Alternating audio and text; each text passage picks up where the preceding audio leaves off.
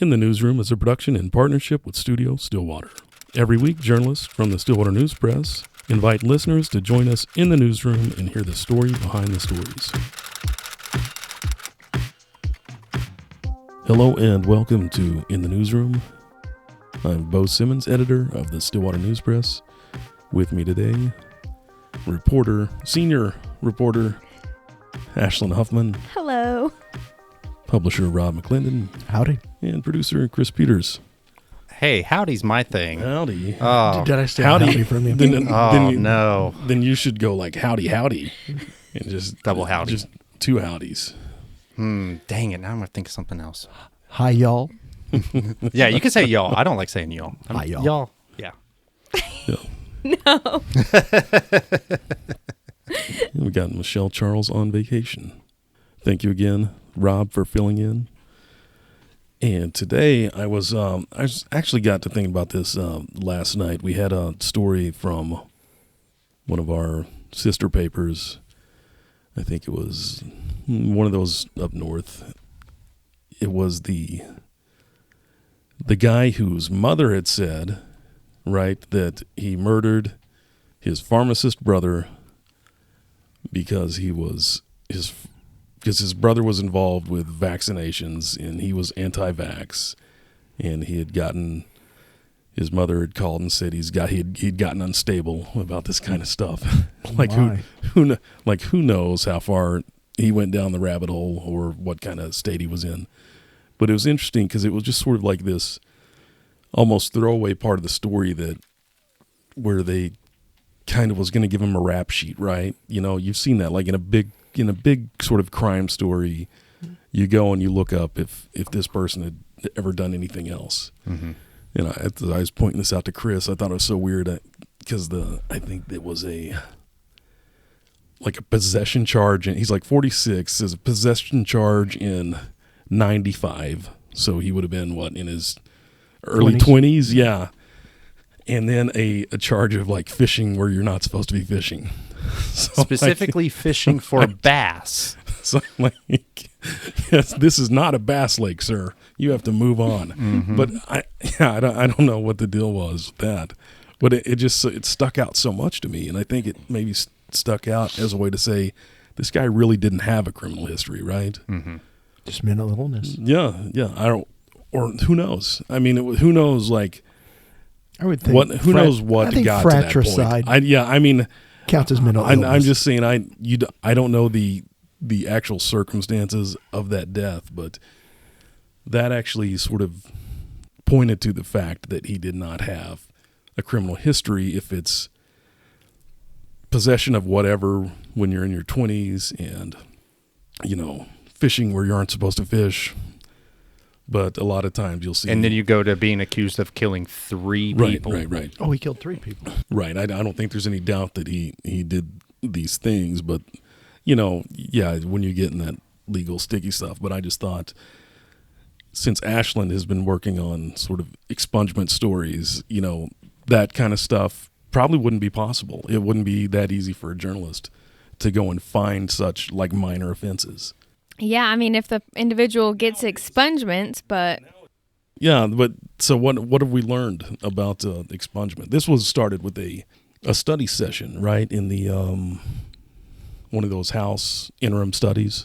Yeah. And for our infrequent learners or listeners and this learner, tell me all about expungement. What is it? Expungement is the sealing of a criminal record. It doesn't apply to all... crimes, but like violent offenses and sex offenses, you can't get those expunged, but minor offenses. But right now, the problem is expungement is very costly, and it is a long process, and it's very difficult to do if you don't know that you're eligible. So right now, advocates specifically, are looking at a way to make it easier for people to get. Right. So, and that's a call, I get, or an email I get. It'll be someone who went to college here in Stillwater in their 20s, got busted for pot or something like that. And they say, how do I get rid of this? How is this not a Google search for me? I don't know if it always hampers someone's employment, but it sort of brings it up as do people have the right to be forgotten? I think that's what that's what it's called in like the European Union. They're sort of ahead of us over there on this like right to be forgotten. But I think one of the main issues is some people would just like to see it automatic, right? After a certain number of years, you haven't stacked up different offenses, then it just becomes a sealed record. Yeah, and this isn't like a new topic. I think Pennsylvania discussed doing this in 2018, and it went into effect this year. So, I mean, there's other states that are doing this. So, Oklahoma's, I wouldn't say we're behind because not a lot of states are on it, but we could benefit from this for sure. I know when I worked in, retail and restaurants that, one of the first things that an employer does is do a background check. Mm-hmm. And so if names pop up as felons, doesn't matter when or where, it's just an automatic toss. Yeah, and that's the problem with like the felony checkbox on job applications is you have to check it. And it doesn't matter if you haven't reoffended in a long time. It doesn't matter exactly why you were in prison. And if you have been nothing but straight good this entire time, say it was 20 years ago, you still have to check that box. So an expungement would mean you don't have to check that box? It would seal their criminal record. So people at colleges and military and employers would not be able to look that up. Now, police officers can still have all those records. DA's office will still have all those records. OSBI, Oklahoma State Bureau of Investigations, they have all of those records. So it's not really forgotten. Well, I don't. No. But your it record is for doesn't the people get that destroyed. matter. It's not destroyed, but it is hidden from people so that they are able to get a job. And outside of prison, you have to have a job within a certain amount of time because you have all those costs you have to pay. And if you don't have that, then you get sent back. And clarification here, this is for felonies as well as misdemeanors. Yes, not all felonies, though. You can't have like violent offenses and sex offenses. You cannot get expunged if you're a sex offender, things like that. For obvious reasons, you have to register as a sex offender, and you can't get that expunged. Oh, also DOC, which is the Department of Corrections, will also have a record on your prison time, so they will also have that. So one of the things that they discussed is that when you're trying to get your record expunged, you have to do kind of like a lawsuit type thing, and you have to include all these different agencies. So say you spent time in prison, you would have to add DOC to the list, you'd have to add OSBI to the list, you'd have to add whatever agency has your record that you want expunged. They all have to be added. And then OSBI gets to decide if you're eligible by a list of requirements. And I think they said about 90% of the cases are eligible when they go to OSBI. So basically you have one end that's saying that currently there's a whole lot of bureaucracy. There's a whole lot of steps, and they might want that so that way everybody can make sure that, like, yes, this person qualifies. Yes, this person. And then the other end is just make it automatic. And then there's not like everybody's systems just have to go, this date has passed. Boom, the boom, automatic boom, boom. would make it easier for those that are already eligible to have their record expunged. They wouldn't have to jump through as many hoops. They wouldn't have to because you have to go to court and all throughout this entire process to get your record expunged. So it's a long process. Who are the opponents other than expungement lawyers?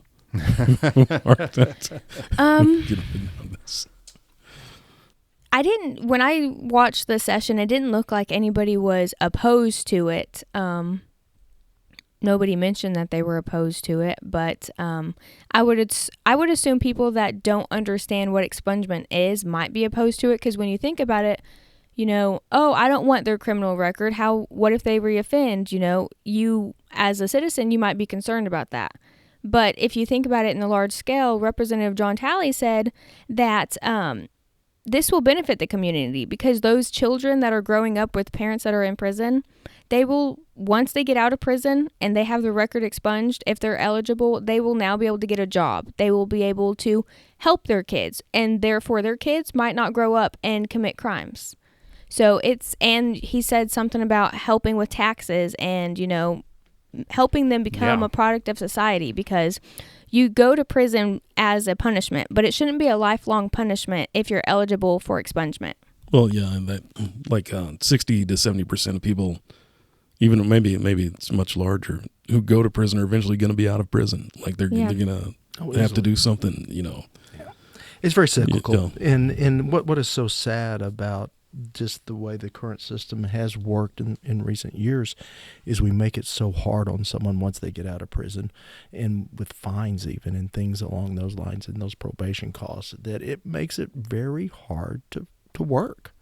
And what does that do when you cannot find something that will provide for your family? It puts you in a difficult situation. Let's leave it there.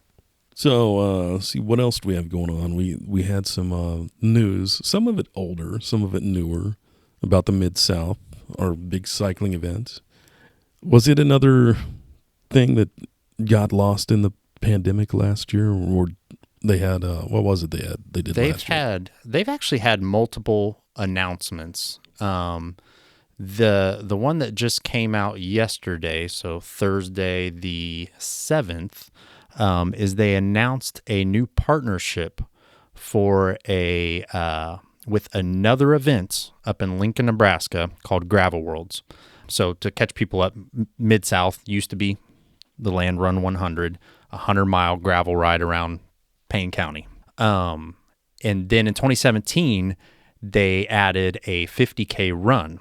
So some people wanted to go run, and a 50K is 32 miles.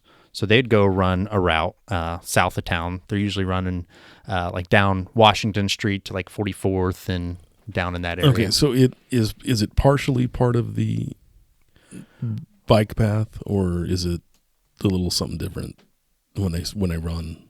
Oh no, they're usually the routes lead. They go straight south on Main. Oh, okay. And then they dogleg on, I think it's 21st or 22nd. It's where the old Moms used to be, and restaurant, and then hits Washington, and they just go south, and then you can go many different ways. But they do that. They had that run and ride, and then they had some people saying, "I want to do both." So they moved the run to Friday. Somebody would run a 50K. And then Saturday, ride their bike 100 miles. Yeah, that's nuts. So what they just announced People was are crazy. This was kind of new. Mid-South kind of was the first to combine riders and runners in a event where they can both. So because the whole point is at the end, at the finish line, to have as many people as possible there. Like that's the party. So getting riders and runners, and of course all their families and friends. And so this year, Gravel Worlds, which is a 150-mile ride, they are now adding a 50K. And they are copying, and they're also doing what they call the Land Ho. They have kind of a pirate theme up there. And so Mid-South and Gravel Worlds have combined to create what they call the double-double. So because Mid-South is in March, and Gravel Worlds is in August. Like Gravel Worlds is going to be in like 2 or 3 weeks. Oh, okay. I see. And so if you go and you do, so they're helping Gravel Worlds promote their new event. So if you go and you do this double in Lincoln, Nebraska, and then you come in March to Stillwater and do that double, they combine the times for all 4 aspects of it, and whoever has the shortest time is the champion. The double crown winner. Yeah. Well, wasn't there a sandwich called the Double Double? And so I'm just thinking of this. McDouble. I don't know. Thinking of that game, it's like double this, double that childhood game. No, keep going. Hands. Oh, that's all I remember. It's just a lot of pain, Chris. A lot of pain. Yeah, I've done the 100. I've done 100, 200 mile gravel rides. Running, my legs just quickly. Are they on the same? They're not on the same course. They start off the same, but the 50K is usually different. Now, however, if you're somebody that's going to take your time on the 50K, usually the routes come back through. So you might have some like fast riders that are basically finishing the 100-mile ride. Like a fast time is roughly like 6 hours, but you might have somebody take 8-10 hours to run a 50K. That's so ridiculous. Like why? Well, the really interesting thing is you've got now pro athletes like that have ridden in the Tour de France and all that stuff now coming to Stillwater. Correct. And And then now you're getting some of these pro ultra runners and all this stuff wanting to come. And I mean, yeah, it's just masochistic, like and chaos, this does but- attract people from all across the world. all That's what I across the mean. world. Have you ever been here when they're gonna? I mean, you've probably been here on that like Friday when they. I have been here on It's- that Friday. 'cause- I have not experienced it when it's they. do it's it. it's always that like weekend before spring break, so a lot of people are gone, and then it's sort of. But yeah, the way they've built this thing up from just like this community of cycling enthusiasts or gravel enthusiasts, or people sort of into this sort of off-road thing. Yeah, like It's brilliant. Really, for as far as like something that sort of had this grassroots kind of movement to spring into what it's been, where thousands of people are here, and then there's this huge sort of like party atmosphere. And yeah, they've lost that for the last couple of years, I'd say. I mean, there was still. I mean, let's see. I was there for the 2019 sort of. Was it really rainy? Thing. I'm trying to think. We did the.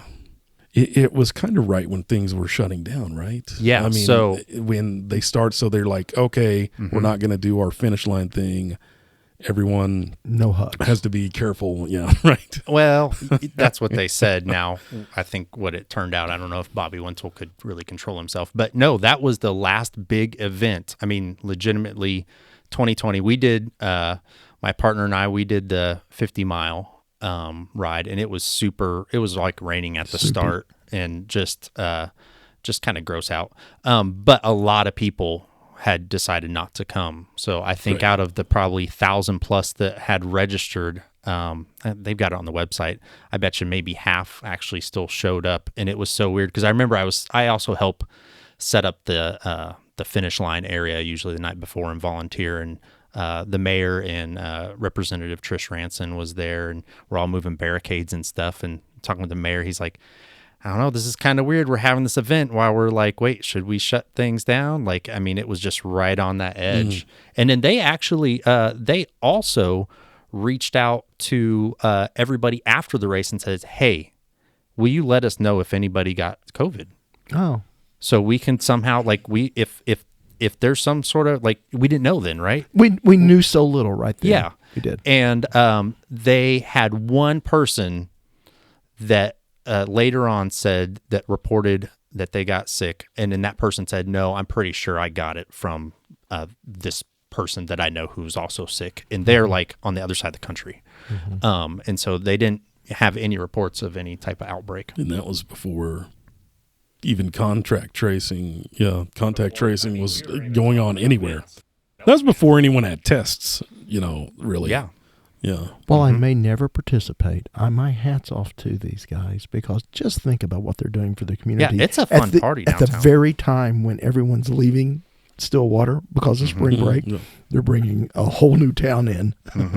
Yeah, and we should be, I think, if COVID becomes seasonal or whatever it becomes, spring break might be a good time for events. It sort of seems like that might be our sweet spot, to sort of cram things into. It really is a April nice and week in Stillwater. Yeah, I mean, The end of winter flus. yeah, not yes. even that. I just mean, yeah, for what's like seasonal, and if we're still in a pandemic at that point. But no, it's in, yeah, and the other part of that's sort of like they lean into the fact that it's not all a pro event. There's a lot of amateurs out there. Yeah, I'm and definitely one of them. They lean into the fact that it can get nasty, and people are okay with it being sloppy, and It's the almost red, disappointing red if dirt, you don't yeah. get some mud on you. Yeah, so it's just sort of wild time. And you see people that finish. I mean, there's kids. Like, there's like 10, 11-year-olds that have done, I know the 50. I'm not sure about the 100. But you have all walks of life, honestly, doing these rides. And then the other thing that's not in today's article, but they have also now introduced a 12-mile family ride that they're going to do too for the event this year. But I'm going to be interviewing the event manager, Sally Turner, for a Q5. So we'll get more information about that. And we're gonna put a GoPro on Ashlynd No, we're and let not. her run the run the 50K. Oh, We yeah, won't. you're a Thank runner, you- aren't thank you? you. I'm Ashlynd. not. I Then literally we can don't do do- anything like Then that. we can do a little time-lapse video. No, we won't. Running through all these people. Audio excerpts with We could lots just of speed you up and make it look like you're running really beeps fast. and groans and Can I walk? I get winded just walking. Oh, what else in the news? Big news.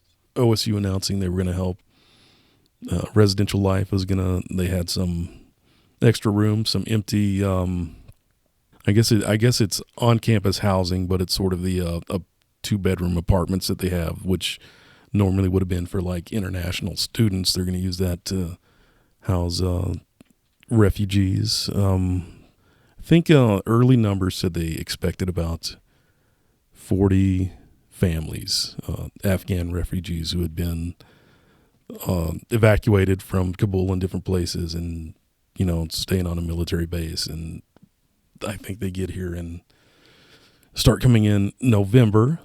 So that'll be an interesting time for us. Our community's going to grow by maybe 160 to 200 people or so. I'm curious what depending how that big will these families are. mean for the school system. I mean, they're definitely families with children. I mean, we know that. Mm-hmm. I mean, that's been said, and so they're mostly family units. I think they're starting with 25, so we'll still have like maybe another 15 families, but they know they have housing for 25 families. That's what OSU's freed up. And there's multiple agencies and churches Yes. and stuff Yes. now all coming together on this. Yeah, and it'll be and they need a lot of volunteers. They'll need donations. They'll need money. There's just OSU created a portal for people to help out. Yes, and Catholic Charities is actually Yes. the group that is heading this up, but there's many organizations that they're Catholic working Charities is the refugee resettlement organization for Oklahoma. with. Right. Like that is one of their main functions during this deal. And as I Yeah. understand it, they're doing it in a very non-denominational way. Well, sure, yeah. Oh, yeah, There's not. It's just the churches I know of. I mean, it's multiple denominations. And then also the local Islamic relations. Yes. Well, Society. yeah. Care I forget Oklahoma that. also That's it. has a way. They also have like ways you can volunteer and donate and things like that. I believe Stillwater is particularly suited to do this well. Right? Doesn't it kind of feel like that? Well, I mean, so. we have room, we have space within our systems. In You know. relationships. Yeah, Mhm. yeah. Oh, yeah, that's true too. Yeah. Yeah, There's wasn't hopefully- having the mosque and all that here too one of the big things Sure. that I would hope that so. put I would hope so. put us on the map? And then I think the difficulty would be finding enough people who can sort of have prolonged access to languages and training and whatever else people want to do. So that's like, I could imagine the first month or so might go pretty smoothly. So it's sort of what happens after that, Yeah, I have to just show my ignorance here, but gosh, the translations. I mean, Right? There's I not a think- ton of people I that, think that was one of the bottlenecks that they were talking about was lack of translators. and several, more than one language too. is there? Okay. Different dialects. Mhm. Wow. Yeah. Could be tough there, but yeah. It's So what if sort of this? an interesting thing. I know we haven't talked too much about census numbers and what Stillwater's final numbers are, but if we were just shy of that magic 50K number, and we go and we get a recount Then done, we get a redo. and we can include them, and they push us over 50K. Yeah, I don't know what it that is. would be amazing. I gotta doesn't it feel though, just, I mean, I know, yeah, our census was a little over 48,000, between 48,000 and 49,000. So we didn't hit that 50K for the census. And the that- projected was like 51, 52. Yeah. And it was taken at the very worst time Yeah. for Yeah, it really was. Stillwater. I There don't could know how not the have been a census worse could time. be Yeah. accurate It's in not any way. accurate. I don't know. So, but I do think, doesn't it just feel though, like when you're driving around, when you're going to different places, that Stillwater is fuller than it has been, say, even from 5 years ago? Like it sort of buzzes a little more. I think Like- we all know that. Yeah. We feel that. We Yeah. see it. We stand in that line. So it is hard to believe that we're not, hitting these population projections. It's just, there's so many people. I mean, it's so easy, like, to go to a store and see that there's been a run on something, and it's, now they're out of the store. It's just like, I don't know. Help me. Or is anyone pushing for a recount? Is that something that is, educate me. How does that work? Yeah, how does it work? I don't know. Anyone? We'll have to look it up. This is what we call like background sources or whatever. Yeah. But I had heard of something saying that you can go through and the city would have to pay for it. And you've got to pay for like that full-time employee. You got to pay for an office. You got to pay for everything they need to do a recount, but it is possible. And then the number that's popping in my head was roughly like, I think $250,000 to do that, to recount it, to recount your. So it's community. probably you probably like voting. You if you fell within some kind of certain percentage points, is it worth it? For a recount. It might be worth it to Stillwater though. If you think you can get there, well, from what opportunities open up, then it's sort of like you're sort of making that investment. Kind of a gamble. The one thing that I know for sure, us hitting the 50K, and yes, one of those is like, oh, Target will look at us now, but that's not reality. Like that's not going to suddenly just boom. All right, we earned ourselves a Target. But is the CDBG, the Community Development Block Grants, increase a lot. The amount of money that you get every year is like double or triple or something. So that's money on the table. Like that's almost probably enough money to pay for the recount, I think. But in the inverse of that, I've been told that it could hurt the hospital here. I don't know. How would it do that? Well, just the numbers that they are getting grants simply because it's under the 50,000. Oh, so yeah, pros and cons. There we go. Well, what else, Rob? This move. Joy Hofmeister, State Superintendent of Public Education, switching parties to challenge Governor Kevin Stitt. I wanted to ask Rob because you used to make frequent trips to the Capitol. Spend your time around those folks. Walked those steps many a time. Yes. My first. So when I found out like, oh, here's going to be your possible new boss before I got the job, I Googled you. Okay. And interview with you and Mary Fallon was the first thing I saw. Really? Funny. Yeah. Yep. Yeah. Sat across quite a few.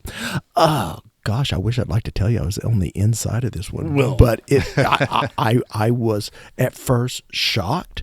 And then when I started thinking about it, it made perfect sense to me because this is a person that's a moderate Republican, Hofmeister, and Stitt skews further to the right than her.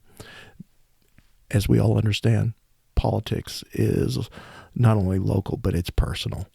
And that is a personal fight between these two people. They have not been friendly to each other for the past couple of years. Well, I do think the pandemic, exacerbated certain things, especially when like everything. It kind of felt like teachers and staff were being pitted against parents a little bit, like they were having to square off and over masks, over quarantines, over isolations, and just different things. And I think that stuff got kind of heated, but a lot of this maybe even still goes back almost to the walkout, right? But when the teachers got their raise, Fallon was still in office at that point. Yeah, Correct. So that was a move by the legislature when she was still in office. Gosh, I think probably what you're seeing more than anything is the divisions in the Republican Party right now, because the Republican Party has different components of it, and one of it is, I guess, a component that I would call the traditional Republicans, and then the other one is one that has maybe not emerged, but become more prevalent in the past years that supported President Trump. Well, even at a broader issue, even if Trump was out of the picture, I kind of get the feeling that our politics always sort of slide back into people who want to lean into the culture war aspect, like never stop campaigning. Oh, vilify the other side. Correct.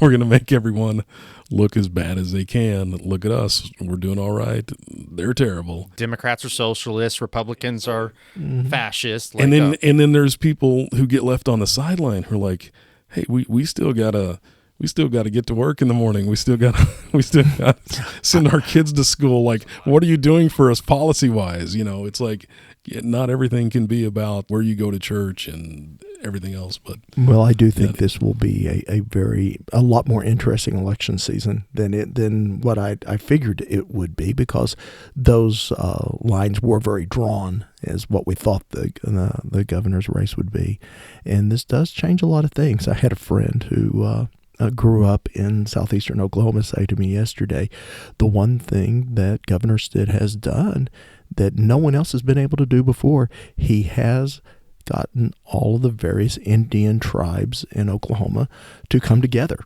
and that's to come together against him. And so I think that is a very important point here, that just think about the numbers.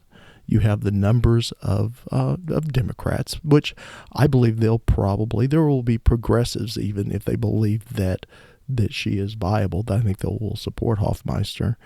And then you have the other group of people, those Republicans, that aren't very happy in the current state of the Republican Party, that would cross over. Yeah, it kind of feels like anything could happen. But here's the most important point. Remember, politics is money.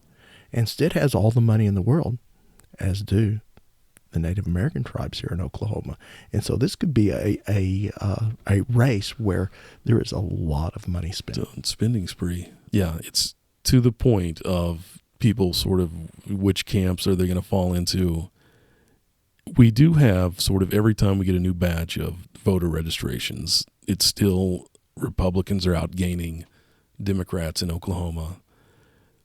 But to that other point, what if you're more sort of moderate center people who are just like pro-education now feels that Hofmeister has their back? And, public schools is still one of the largest employers in our state, right? Is. I mean, there's so many different sort of demographics where you could break things out and kind of look at things. It's going to be a strange one. I believe you said it yesterday when she first announced that she won her race last year by a higher percentage. A few, yeah. I mean, the previous race, yeah.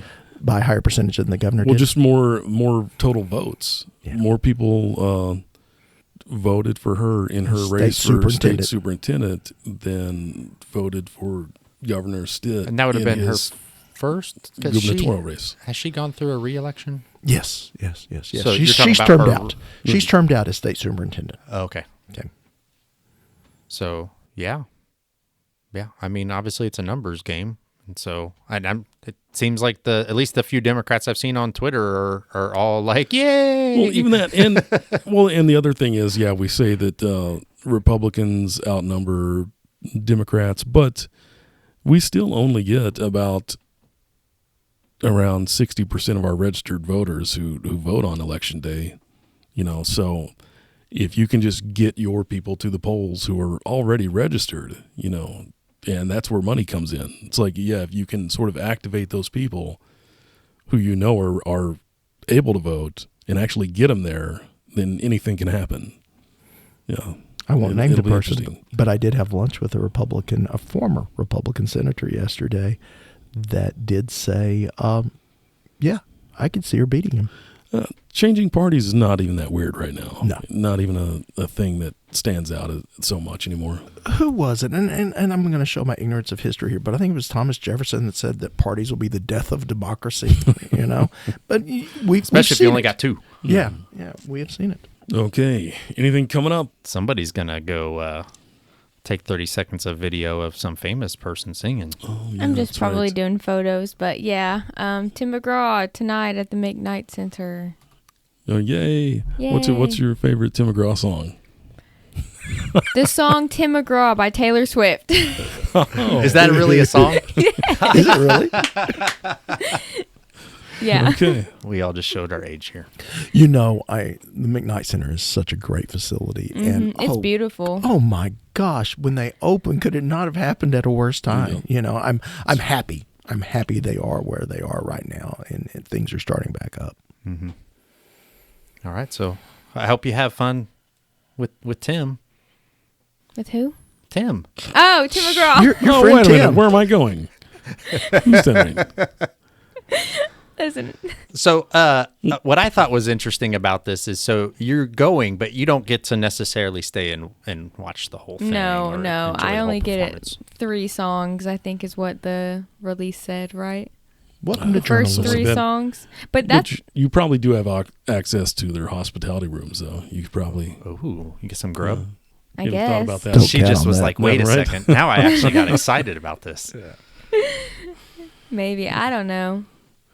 And next week you're talking to astronaut Wally Funk. Oh, that's gonna be cool. Yes. You guys have any questions?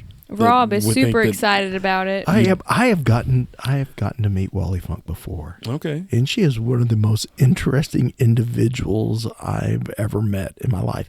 And I am ashamed to say that when I met her, I did not know who she was. And she came up to me and she goes, "You want to talk to me?" And she goes, "I'm Wally Funk." And I'm like, "Okay, who's Wally Funk?" And she started telling me, and I started apologizing to her. And you know, if I am that incredibly sharp and ambitious at 82, 83, Yeah. way to go, girl! Man, she has got it going. Does on. she really have that? The only thing I've seen is the I think it was one of the Sunday morning TV shows did a thing with her before going and meeting with Jeff Bezos, but she really like that full of energy. She is that, and the one thing with her, you know, she fought a lot of stuff, you know, just breaking through the time. And she said at her time here at OSU, there was really no one that limited her. She was very, very positive about OSU. She wasn't so positive about a university back in the East that she attended, where they tried to get her to enter the home ec program. Oh, no, you don't want to do engineering, ma'am. You would be much more suited to home ec. Stillwater and OSU has been home to many women that have, you know, broken those glass ceilings. Former Mayor Christine Samlin is one. She was one of the first like female architects to graduate from, I think it was like Penn State. Like in her story, she had to, when she first started her first year, she had to be in a different room than the guys. And in the second year, they invited her down to the guys' room, and that's when they basically integrated. And she's got a fascinating story too. Trailblazers, you know. And if anyone isn't familiar with Wally Funk's story, is that she trained right alongside with the Apollo 9, Apollo 13. I'm going to again to embarrass myself by not knowing the correct name, but those early astronauts, there were females that trained right alongside them in the hopes that they were going to be able to go in space as well. And of course, none of them did. But they endured some of those same things where you see people going around the centrifuge and their cheeks flapping in the wind. They did all that. That always kind of looked fun. From the man who loves to ride 100 miles in the mud. Yeah, I don't know. G-force simulators. Yeah. Weird stuff like that. Here's an interesting point. I just remembered this. After we had done this interview with her and talked to her, I said, "Hey, I'll send you the video. What's your email?" She goes, "I don't do email." If I was 82 or 70 or even maybe when I'm 50, I don't want to do email either. I don't want to do email now. Right. Hopefully be back pretty soon next week. Thank you for joining us in the newsroom. In the Newsroom is edited and produced by me, Chris Peters. You can find all of our past episodes and show notes at studiostillwater.net. This podcast is made possible with support from the Stillwater News Press. Please consider subscribing to our award-winning newspaper and help support local journalism. Go to stwnewspress.com to sign up. Thanks again for listening. Until next time.